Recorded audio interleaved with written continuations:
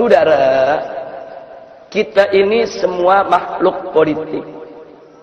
Artinya tidak ada satupun warga negara di negara manapun yang tidak tersentuh oleh politik. Buktinya bagaimana? Mari kita lihat. Kita warga negara. Saya tanya, wajib tidak tunduk kepada undang-undang? Kalau melanggar undang-undang dipenjara gak? Dipenjara. Saya tanya, undang-undang siapa yang buat? DPR. DPR lembaga politik bukan? Itu keputusan politik, saudara. Anggota DPR musyawarah membuat undang-undang, diambil keputusan, undang-undang itu diberlakukan kepada setiap negara. Itu putusan politik.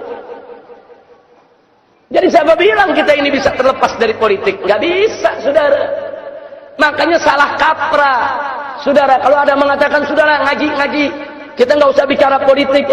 Kalau kita nggak bicara politik, nanti para bajingan yang main politik, saudara.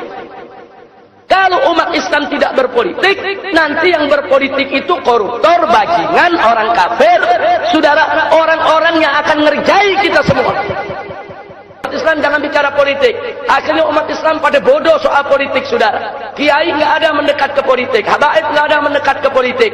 Akhirnya yang masuk ke jurang politik hanya para bajingan, para penjahat, saudara. Mereka yang tidak menjalankan ajaran agama, akhirnya mereka yang buat undang-undang, mereka yang buat keputusan, mereka yang buat aturan, kita yang mesti melaksanakan.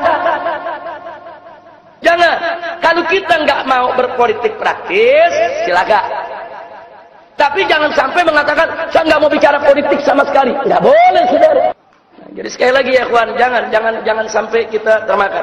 Saya tidak suka ikut partai politik. Saya nggak mau ikut politik praktis. Tapi saya tidak boleh buta politik. Harus tahu politik, harus ngerti politik.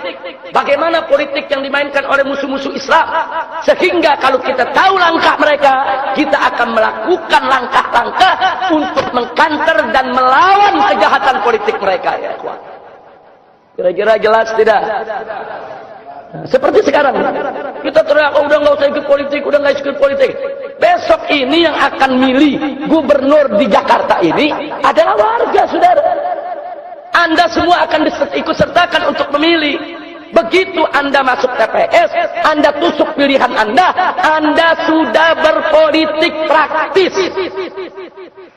Siapa